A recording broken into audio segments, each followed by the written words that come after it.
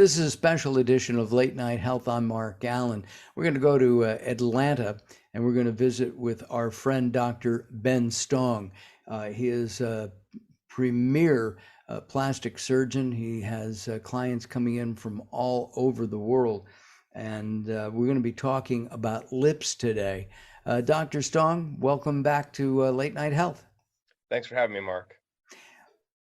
You have created a new procedure for a lip lift, and we're going to talk about that. But let's talk about why lips are important. You were telling me that they're sensual. Why don't you explain more now that we're recording? Yeah, well, whenever somebody else's perception of beauty, their brain, how they perceive beauty on a base level, when you first see a face, the eyes and the lips are the two sensual features of the face that Mhm. the human brain typically gravitates to and assesses for attractiveness. And so a more sensual looking lip is going to lead to somebody considering you more attractive. And which is why women want new lips, if you will. Yeah, more voluptuous lips, fuller lips, at least the appearance of more of a lip instead of, a very thin red lip. And there's different ways to achieve it and different reasons to do these procedures for these people or these women. Filler is a great option, but in somebody with an aged lip or just a long lip their whole life, it can start to cover their teeth and their smile, look a little fake even sometimes. And a lip lift can be a much better option for them. And it doesn't have to be done every 6 to 8 months. It can be done once and then pretty much never again, most likely. A couple of years ago, there was a popular lip treatment, bee sting venom. You remember that? No? I've seen some of that nonsense out there, but I mean, yeah, I could imagine it swells from the toxin for a little bit, but then it just goes back. Maybe Yeah, that's what you're talking exactly. about. Sounds a little bit long way around to get to a result that you could do for a on a more permanent basis. As we age, and I would imagine this is for both men and women, do our lips actually unplump? They get thinner? Well, really what happens as we age is what's the skin of the upper lip, okay? And then you have your red lip. Your red lip is contiguous with the inside of your mouth, and is actually the junction of your skin and your mucosal membranes of your body. But the red lip is what classically people are referring to as a lip, but you also have the skin portion. As we age, just like everything gets droopier and longer, the skin of the lip gets longer and the red lip rolls into the inside of the mouth, and that's why they start to look thinner. In youth, we have a shorter portion of skin in our lip, and consequently, the red lip is more visible. Now, age is just a number. I see 20-something-year-olds doing lip lifts with me. I see 55, 60-year-olds doing lip lifts. It's really when whether or not they are a good candidate, and then whether or not they want a surgical procedure or something non-surgical like filler. And as you said, filler needs to be done every 8 to 10 months. About every 6, roughly. Right. Um, I see a lot of women who apparently have had either filler, a lip lift, and their lips are there. Dr. Ben has not obviously worked on them. Their lips are out of perspective. Does that make sense? Yeah, I mean, you can't account for taste. I mean, different patients want different things done. I'll guide them, but if they want, you know, suffi- you know, much larger lips, I'll usually graduate them up with filler. Not do too much all in one sitting. But that's a patient preference thing. Of course, if clinicians are just giving people those types of lips without really discussing it with them, then you're starting to get people who are going to be upset with that person. Uh, and some injectors out there that they don't do surgery, and so they don't know any better. They just keep hammering that square peg into the round hole if it doesn't look good. Is surgical lip enhancement, is that common now? Is that a Yeah, procedure? lip lifts are extraordinarily common. They popularized within the past, let's call it 5 to 10 years. Actually, the trend started out in California, but historically, the workhorse of the lip lift industry is the subnasal lip lift, and it has limitations to it. Always has had limitations to it, and so it accomplishes probably 60% of what you can do with a different type of technique like the one that I've developed.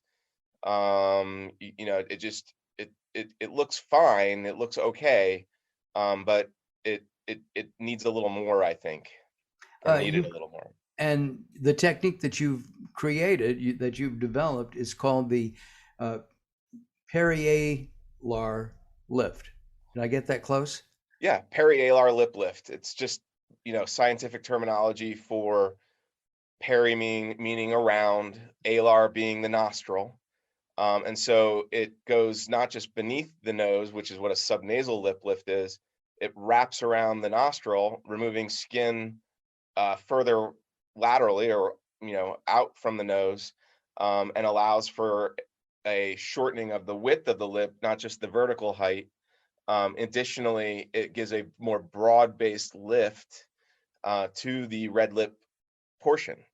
So the, So it looks more full and more natural all the way across, whereas the subnasal usually only lifts the middle third, middle half of the lip, and doesn't do anything to the outer corners typically. so this would be the red part, and Hmm. this is Skin. the skin. So if you want more of that red to show, Hmm. uh, the perialar lip lift is the way to go. Absolutely. The results are just clearly better than the subnasal lip lift. Uh, can you show us on your face, pointing to the various parts of your face, where the difference is and how it works?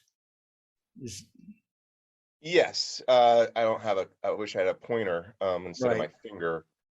Um, let's see. So the perialar lift starts up really high in the nasolabial fold, apex of the nasolabial fold, wraps around the nostril, and then follows every nook and cranny across the bottom, and then wraps back up and around, and then Ah, the excision comes down wide, almost mirroring the nasolabial fold, and then all the way across, and then again takes basically a crescent triangular portion of skin out from around the nostril. And what that allows is when you put it back together at the base of the nose, it lifts and pulls from out of the corners too, in addition to centrally. and Um, how does uh, the current technique work? it really only takes out skin from here all the way across the base of the nose and then stops right at the nostril. So it doesn't wrap up into the nasolabial fold. And what that does is it creates additional vectors of pull that are more oblique and lateral instead of just purely vertical. And then it comprehensively draws the entire lip in, shortening the vertical height and the horizontal width. You can even get some softening of the nasolabial fold, which can't happen with a subnasal lip lift. And it also lifts all the red lip all the way out to the corner, as opposed to just centrally in the middle third half of the So lip, you which is so you're kind of getting a little bonus in this area where absolutely. as it pulls in, because as And when you widen, when you decrease the width and the vertical height, it looks more natural. I thought people really look like bunny rabbits after after I would see subnasal lip lift results, because it only lifts the very central portion and then doesn't really do much laterally. And it looked odd. It just didn't look. I mean, it can look okay. It can look good. I'm not saying it doesn't look fine, but I just think that there's a better way to do it. I thought that there was a better way to do it. And you came up with one that works, Absolutely. right? This should change the gold standard in how lip lifts are performed. The need for this, the Want. desire, right? Mhm. As you said, to be more attractive. Uh, Mhm. Yeah. are women more apt to do this procedure than men at this Yeah, I point? mean, I do it all on women. I mean, I can't think of a male off the top of my head, but I could see a male wanting it done, I guess. But no, it's primarily lip augmentation, lip changing of the lips is primarily a female procedure. I do occasionally a male filler patient, at least in Georgia, in Atlanta. Right. Maybe different in Beverly Hills. I don't know. But 99.9% of lip patients are women. Uh, but are more men coming in for neck, Yeah, necks, eyes, eyes, yeah, right, noses. noses? Uh, I do hair restoration too, so I mean that's 99% male. right. And I think that the word you use is the most important. Natural. Hmm. I know somebody who had a facelift years ago, Hmm. and I'm trying to be kind here. She looks like the Joker. Okay. I mean, it was a mistake. I don't know if she ever Well, complained about it, but it's awful. well, that's about going to the wrong doctor, the wrong surgeon. Not doing your homework well enough. When aging face work is done the right way, it looks just really good and really natural. It's about the direction that you pull in the facelift, and the surgeon's know-how and techniques that really distinguish it. And I do an extended deep plane facelift, and I often am combining these with lip lifts. It's very common for people to sign up for both. And it just rejuvenates the whole lower two-thirds of your face naturally and just looks fantastic.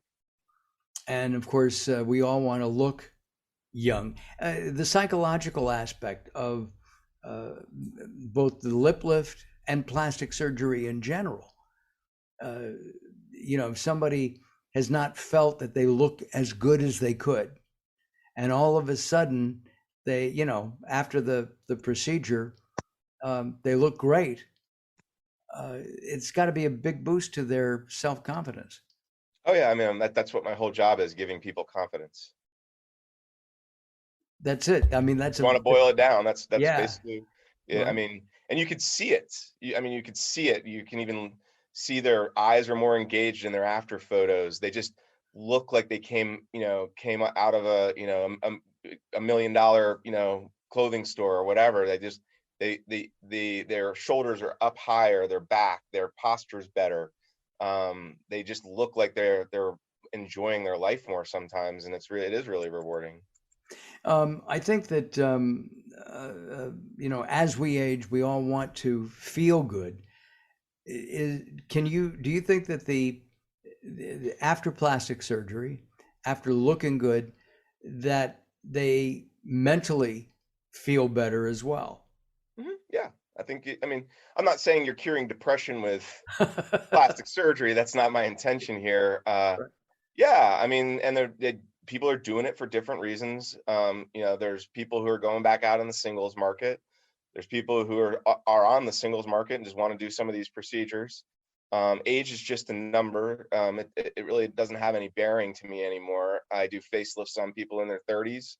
I do lip lifts on people in their late teens and 20s. It's really when they come to me and talk to me and say, "Hey, I want to change this about myself," and I agree with them, and we can do it, and then we move forward. It's that simple. Um, but people are living longer. They want to look as good as they can feel on the inside. Some people are doing it to remain more relevant in their occupation. And then the dating world. Right, and the dating world is changing too, uh, with uh, with the pandemic, with COVID, and we had talked about that previously. With a mask, you can't see all the whole face, right? Hmm. But Yeah. but if a person smiles, The smile gets into the eyes, and you can see that. Yeah, absolutely. A smile is a signal. It's saying, "Hey, I'm friendly," or "I'm interested," or whatever it may say. There's different ways of smiling. As you know me for the last year and a half or so that we've been doing these videos, you know that I'm a baby and afraid of pain. So I've got to ask, um, what about recovery and pain with the lip lift? Um, the perialar lip lift, yeah, it does have a significant recovery. There's no doubt about that. There's pretty intense swelling, because not just the type of excision that I'm doing, I'm also lifting the skin off the muscle to release everything and allow for a bigger lift. So it is a fairly aggressive dissection. Um, I tell clients most patients aren't really starting to become happy from a lip lift until about 2 to 3 months. Their lips are inflexible, they can't smile the same. And then I see all this garbage online and of other people that say they do lip lifts, at least saying quick recovery, and it's like, then you must not be doing very much in the surgery if it's that quick of a recovery. And honestly, with all the lip lifts that I do with my facelifts, patients complain about the recovery from the lip lift more than the facelift, actually. Oh, that's But interesting. uniformly, they are all super happy with the outcome. That's that's the bottom line, if you will. Mhm. You Yeah. know, to have a happy patient. Um, let's talk a little bit about your training, because you have extensive training. You've mentored with, I guess, a, a doctor with international clientele, patients, Mhm. and uh, give us a little bit of a history of your background. Yeah, did my residency after medical school in ENT, head neck surgery, where all we do is spend 5 years in doing surgical tech procedures and studying anatomy of the head and neck. And then I ultimately ended up going to New York to train with Dr. Andrew Giacono. And he's probably largely considered the number one facelift guy in the world at this point.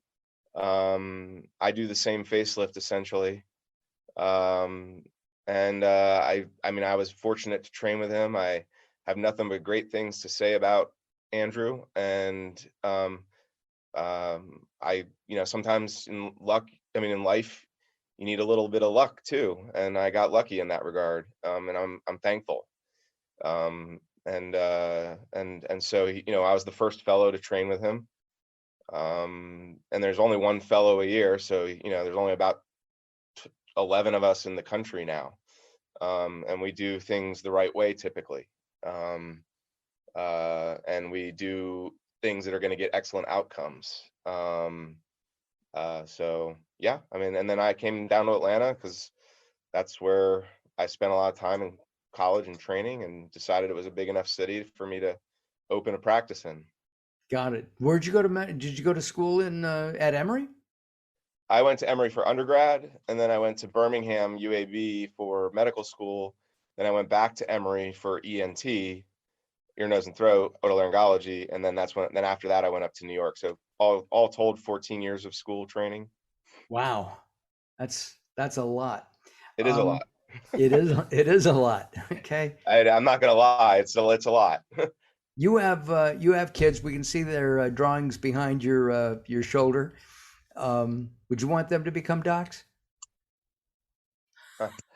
Probably not. No.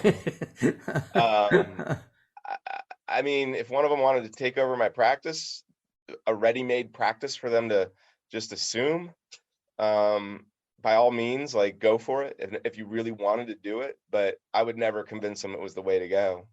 Right, but don't let them become actors either. Yeah, no acting, right? Yeah, Yeah, that's a that's tough hard too. business. Tough business.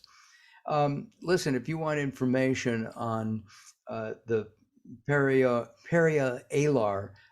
lip lift, we've got information on how to contact Dr. Stong's practice underneath us. It's been there all throughout our conversation. And I'm assuming that if they go to your website, they can see befores and afters.